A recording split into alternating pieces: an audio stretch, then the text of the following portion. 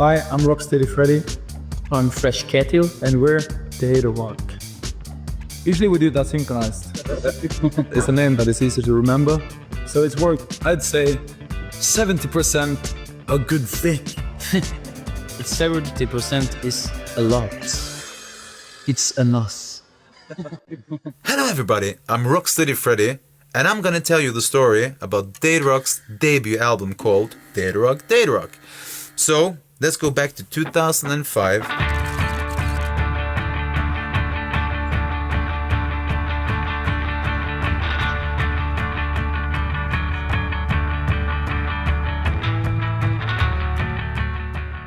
And DATAROCK started out as a not very serious project, right? It's something we did to entertain ourselves and a few friends. We were very much inspired by bands like Talking Heads, Devo, and Happy Mondays. Frederick, speaking of time and stuff and getting out there and touring, it all started with a Casio watch, didn't it? Is that how DATAROCK started, with a Casio watch? That is true. The Casio watch grew into a Casio calculator, which grew into a Casio MT64, and that's how DATAROCK started. We had the idea that we needed an album, not just EPs and singles, to be booked to Roskilde Festival in Denmark. We put up our own label called YAP, which stood for Young Aspiring Professionals. We went into a pretty costly studio in Bergen and we said, we have no money, but we have the ambition of making some money eventually. The way we made the album really was, we went in the studio with a producer called Yngve Setra here in Bergen, in a studio called Duper Studio. And we would go in the studio with very basic ideas. So we would have a Korg Electribe drum machine with basic programming, very simple. And then I would just add textures. I would play live drums on top. We found drums to be a little bit noisy, especially in that tiny little room we were recording in. So I actually recorded the drums with these kind of drumsticks. And as you can see, the yellow part is them being taped together. So it's you know, the beats are just Electribe with me playing live drums on top with these ones. Yet laying down those amazing bass riffs. I mean, the fa-fa-fa riff is... That's... Thank you, Kjetil, for coming up with that. We came to the studio with... Really, that's it! You know, basic melody, basic guitar riff, you know, super nice bass riffs, basic programming. Okay. Okay. All right.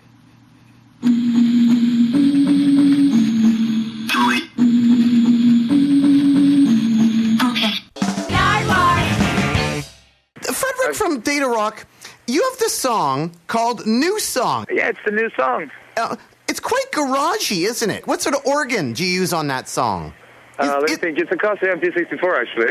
Oh, okay. Well, here right now is a little sampling of the song for people to hear.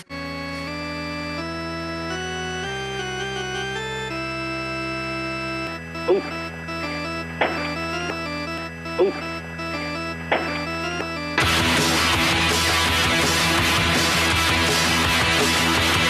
Okay, Frederick, did you hear that? Did you hear Yes, a little bit of your song? Nice. Now, with the garage comparison, this is why I thought it was garage.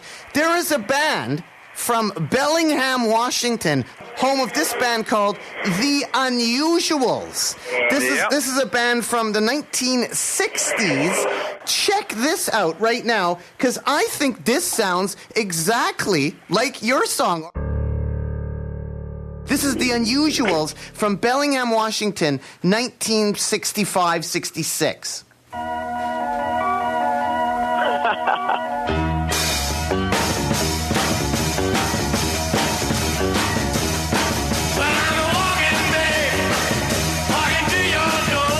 What do you think about that? Busted, that is the inspiration. I'm so sorry. Just, you know, you're the first one to pinpoint it. I'm impressed. Keep on rocking in the free world and do-do-do-do-do. Do-do.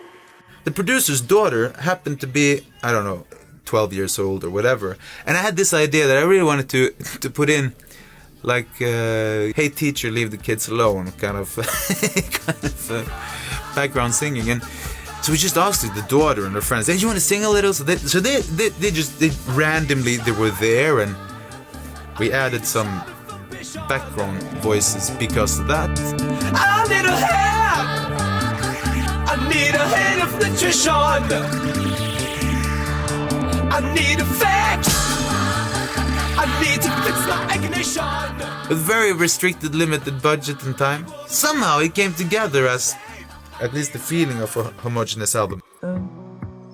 It's been important for us since the beginning. We had more of an image than music. So this is what DATAROCK looked like back then. We didn't really, well, I mean, we had white clothes at some point in time. We made some weird ass red suits, which was supposed to look like Formula 1 something. That's right, this was God-given grace with a face you could praise. We realized that we couldn't afford like the real Formula 1 suits and the helmet and everything, so we ended up looking like the mechanics instead of the actual Formula 1 guys. One day we did a show for this Norwegian company called Norwegian, which was releasing a sub-brand called Whiteout. And they had made these red tracksuits for their professional team. And we had red suits for the show, and for the encore, one of the guys said, "Hey, I'm really sorry to ask, but could you consider doing the encore in the team suit?" Just because, I mean, and we took them on, came on stage, did the encore. We started thinking, okay, wait a minute. So these actually makes kind of sense because they're pretty comfortable. They're red, and there's a multitude of these products. So we were making a music video for Fa Fa Fa, and I called the company. I said, "You know those red tracksuits of yours? Could we borrow 50 of them for a music video? And of course, you can use the footage for whatever." And they said, "Yeah, sure."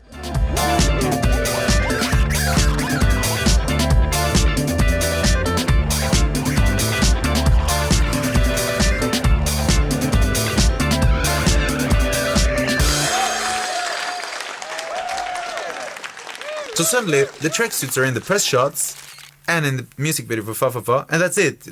You know, we didn't think much more about it. But since the release of that video, that tracksuit has been on DATAROCK.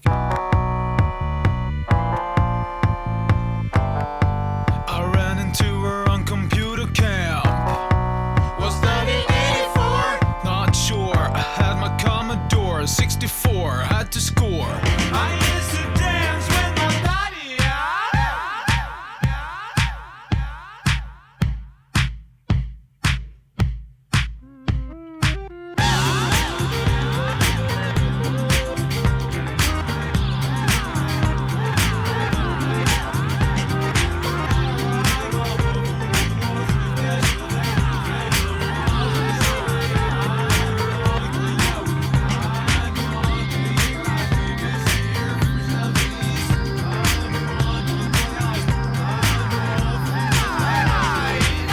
April 4th, 2005, we released DATAROCK.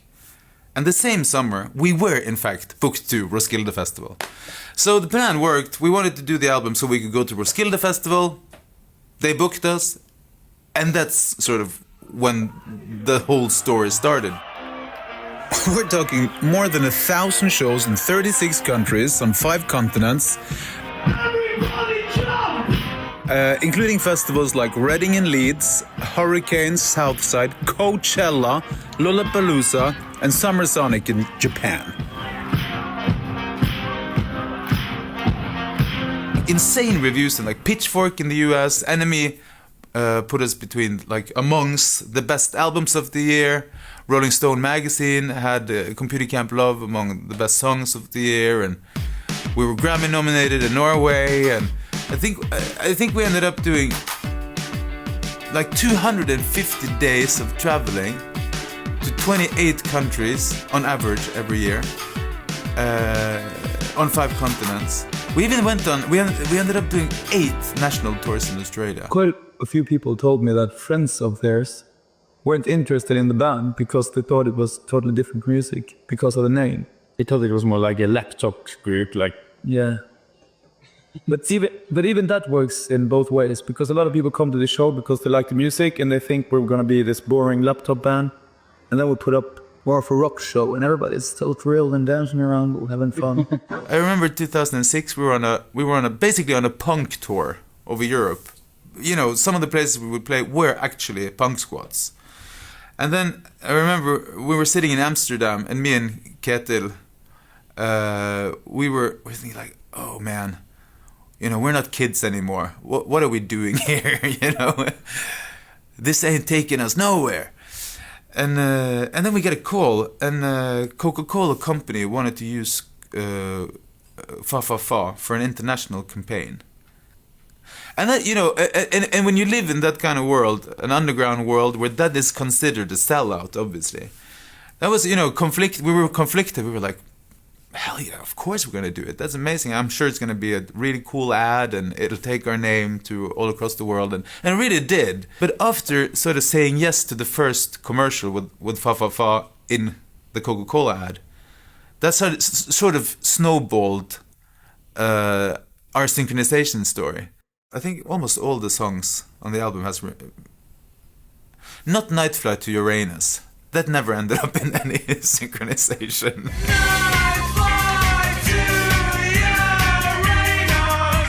And then we're number 12 in hottest 100 in Australia out of 660,000 votes.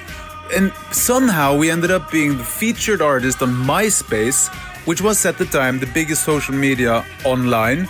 20 million or so saw us every day for 2 weeks, and even Steve Aoki wanted to sign us to DIMAC.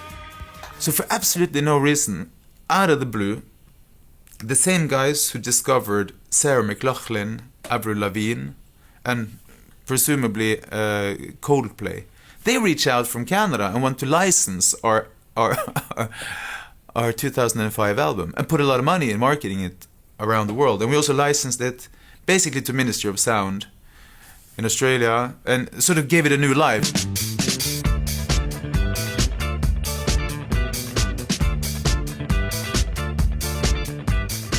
And then everything happened again. Like, so many people wanted to remix it, a new sort of wave of synchronizations. And with synchronizations, I'm really talking, you know, both advertisement series, films, and games. I need a head of nutrition. I need a fix. I need to fix my ignition. If you wanna whip me into shape, I need a... This is an old computer that reminds me of DATAROCK. And that's the Gibson guitar bus. I'm gonna take that bus to the DATAROCK show at the Echo.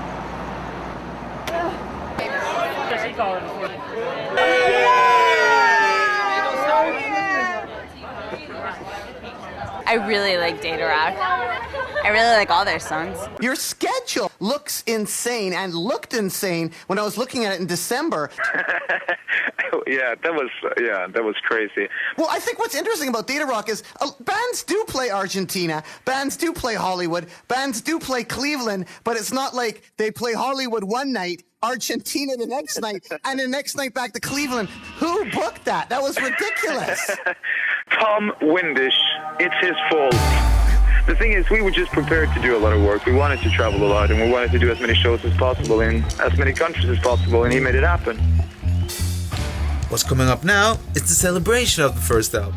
We ended up spending a lot of time in the studio, and yeah, it's been kind of coming, because we're celebrating the first album, it feels as if we sort of found back to the same shape as we were back when we made the first album. So yeah, new material is soon coming your way. Okay.